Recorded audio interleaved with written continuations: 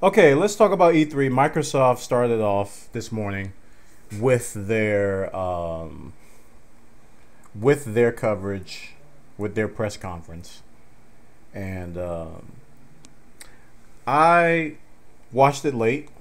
I didn't get to watch it till after work, so it was actually 9:30 a.m. Pacific, I think, which is about 12:30 my time. I didn't watch it till like 4.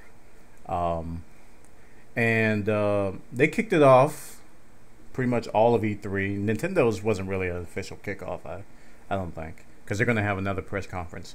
Microsoft kicked it off with Halo 4, and Halo 4, we all knew was coming. Announced a long time ago. Different companies doing it. Not going to be Bungie. Immediately people get skeptical when a company non-Bungie is doing a Halo IP. Um, Given the intro that they had, it was like a live action sort of an intro. Very very cool. Crash landing. I don't know if you guys saw it. There was this huge crash landing with Master Chief on this planet somehow, and this enemy AI, if you will. It's not really the Covenant, but I think they call it Covenant. I don't remember. But it's like an AI hybrid, so it's like some new enemy. Um, and we see some little twists and turns. The game looked visually like Halo. Can't really say it was something brand spanking new or astronomically better than what we've seen in Halo before. So if you've seen Halo, you have seen Halo 4. Some of the weapons look really, really cool. And it's going to be on 360, so we can't expect it to look spectacular. I mean, they can only increment the graphics so much on the console. But it looks like a very good effort. I'm interested in it. I've always been interested in the Halo single players. This one looks like a good one. I don't know if I'm going to buy it, though. Might be another one that I just watch on a stream somewhere. But it looked really, really good. Next game they talked about was Ubisoft. Ubisoft Splinter Cell's Blacklist. Now, this was the one that stood out to me from Microsoft's press conference. They basically kicked it off. Microsoft has always been good about showing just gameplay in their press conferences, which is why a lot of people think they win every year because they show gameplay.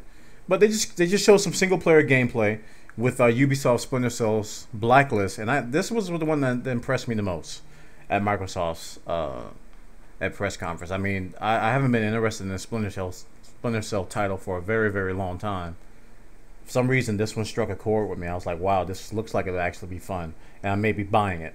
So, Ubisoft Splinter Cell Blacklist, that one was talked about. The next one they talked about was Fable. It was some Fable Kinect title, it seemed. No. Not interested. EA got on the stage, talked about FIFA 2013, Madden 2013, and their new engine. The new engine where they're talking about all the collisions and all the different physics updates and how every play is going to be, unique. They're really, really getting granular with the physics engines and the different models and things like that. So more of a tech demo than anything. Hopefully this will inject new life into Madden and FIFA. Forza Horizon, if you guys are into the Forza series, there was a Forza trailer. New Forza title. Looks like it cross-country racing, and didn't see much beyond just graphics with Forza Horizon. So they didn't really talk about it much. They just showed a trailer of it.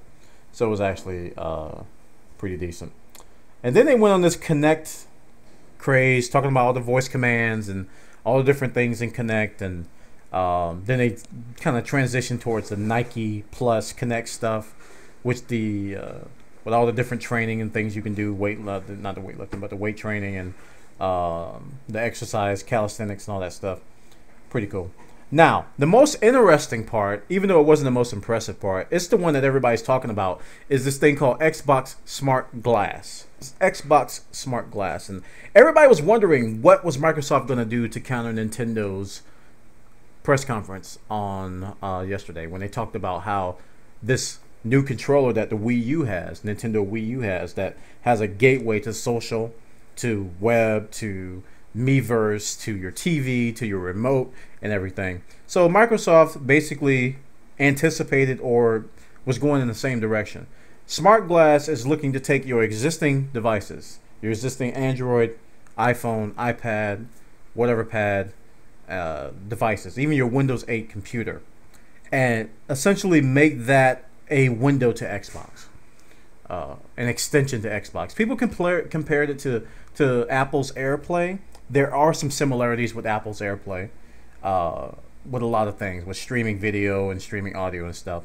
But they've kind of taken a different turn with it, in that, you know, they're going to put a lot of interactivity, not only with your movies and stuff, but they show some prototype stuff with games that you can control, like your basically have your iPad control what's going on Madden, or have your iPad look at a detailed map when you hit a checkpoint in Halo.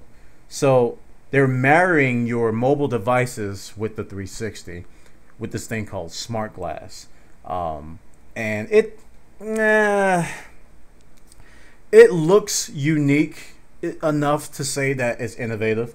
I'm not going to say that it's all unique, but they've taken like all the aspects of what people complained about. Like they said that some things were fragmented, or you need a special device, or, you know, basically Microsoft's trying to take all the bad things of what people have done before and solve those problems, which is a good thing to do. I'm not going to knock that. So the idea that they're going to be able to utilize your existing Android smartphone, your existing iPhone, your existing smart device, if you will, tablet, I think is the big differentiator. People are not going to have to go out and buy new devices to take advantage of Smart Glass. Very smart by Microsoft to do that. Other than that portal, that open portal that they've done with these devices, other than that, we've kind of seen this before. And one thing that was kind of laughable, that I actually laughed out loud about with the with this press conference, was they complained, or they actually introduced a web browser for the Xbox 360. Now, if you go back and watch my videos way back when the Xbox 360 came out, I was talking about why is Microsoft, the creator of Internet Explorer, at the time the most popular browser on the planet at the time, doesn't have a web browser on an internet-able device that's connected to your TV. So all this time they did not have a web browser, and they finally announced it, that Internet Explorer is coming to Xbox. And I laughed out loud because it said, you know, existing companies that did this. They were talking to Sony, and it said, and nobody uses it because it's slow, it's useless, blah blah blah. And I'm like, well, okay, I don't know where they're getting their data, but yes, the browser is slow in some cases. But I know a lot of people, including family members, who use the PS3 browser. So, okay, all right. Especially for YouTube. YouTube is a very, very popular aspect of that. So they're finally getting a web browser, and they're going to utilize the glass stuff for that as well. So you'll be able to browse using your phone, your tablet. I'm telling you, man, the big win for Microsoft is that you don't have to go out and buy a new device. Mark my words. That's gonna make this thing succeed. So Internet Explorer came out for Xbox. It's gonna be out, I think they said, this fall. So it's gonna be powered by Bing everywhere.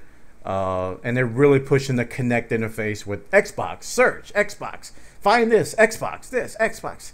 Which I can't really get behind. I'm not a big fan of that.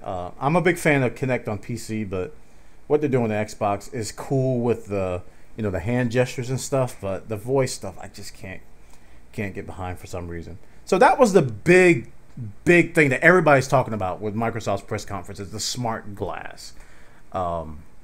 Which is not really a gaming related thing. You know, it's really an entertainment hub type of thing, which we're used to seeing because consoles are not only gaming machines anymore. They do everything in the kitchen sink. So then they went to talk about Tomb Raider. This was a game that I didn't expect to impress me. I was kind of impressed with it last year with the little action sequence they showed, but it reminded me a lot of what I loved about Uncharted in this Tomb Raider game. If you haven't seen it, they show Lara Croft go through the sequence of fighting these guys with a bow and arrow, with shotguns, and shooting them in the knees, and basically falling off cliffs and waters, and then from a parachute and a plane. It was freaking ridiculous how much stuff she went through and then died. I was like, she should have been dead like 10 times through that. So it was a pretty good action sequence with that. And then they had this game called Ascend New Gods, which was I think a new IP. It was just pretty much a fight sequence with this big guy with a giant weapon, and then the giant came out, and then he hits the giant's ankle with a giant axe, and then it ends. I didn't know what to make of that. I don't know what kind of game it's gonna be or what. Another game they talked about was Lococycle. Again, very short. They talked about a motorcycle, and then it cut away, and I was like, all right, cool. And then they showed another game. I was like, is that Wheatley from Portal 2? They showed this little globe with an eye floating around, and this game called Matter. Matter. And I was like, okay, Wheatley has a game now. Didn't know what to make of that as well. Okay, then they moved over to Resident Evil 6. And yeah, another zombie game. Another zombie game, but no beans. Zombie game with no beans. This looks like a promising Resident Evil title. It was a huge action sequence they showed. You fighting your way through zombies. Again, it reminded me a little bit of the Tomb Raider sequence.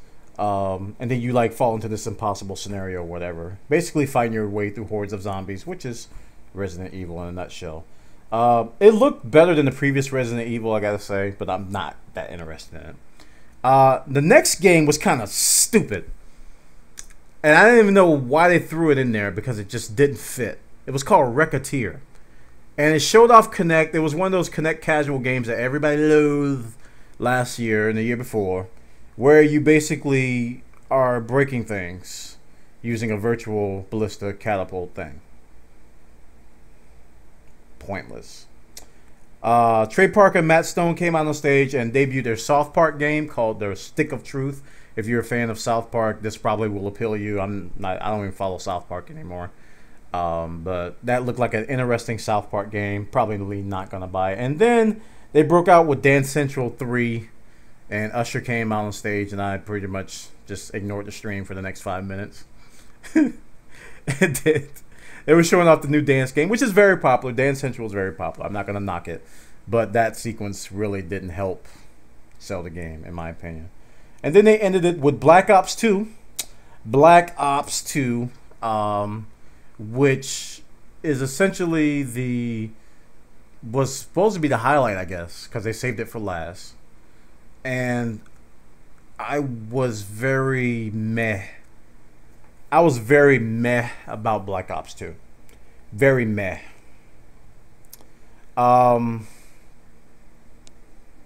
It was in an urban setting. The UI looked updated. The graphics looked a little bit updated. You know, the HUD was different. They used different fonts. Ooh. I don't know. I'm going to talk about the other company's stuff as well when we do in another video, but the first-person shooter genre showing at E3, you know, is tough.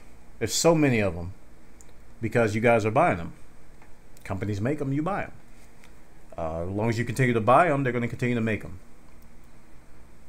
It's very hard to differentiate yourself from the others because they're all starting to mesh together. You're like, okay, this is the 5th game that looks like this. You know, should I buy this or not? So that's the way. That's why that's the way I walked away from that. So that was Microsoft's press conference. That's their recap, what they talked about. My impressions are I was impressed, semi-impressed by Halo 4. You know, the single player is always cool with Master Chief. And it looks like these guys, the new guys, I forgot their name, but the new guys behind Halo 4 did a pretty decent job of converting it over. I didn't see a difference between a Bungie title, so actually looked a little bit better in some areas. Splinter Cell Blacklist was the highlight for me for the Microsoft press conference. It was probably the game that I'm probably going to buy. I'm probably very sure I'm going to buy out of all the titles that they showed. Splinter Cell Blacklist.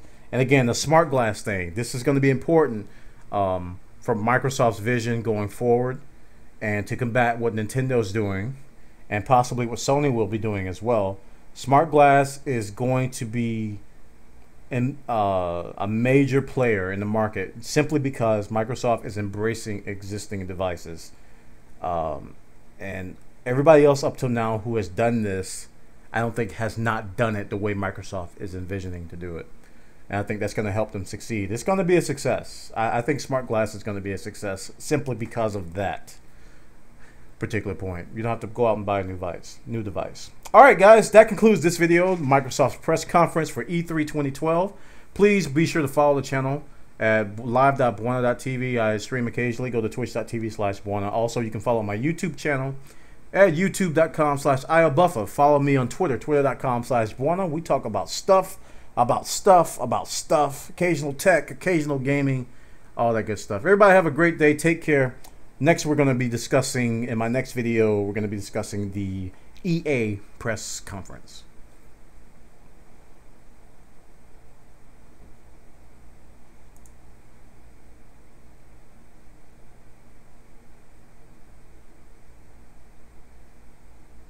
Carrot!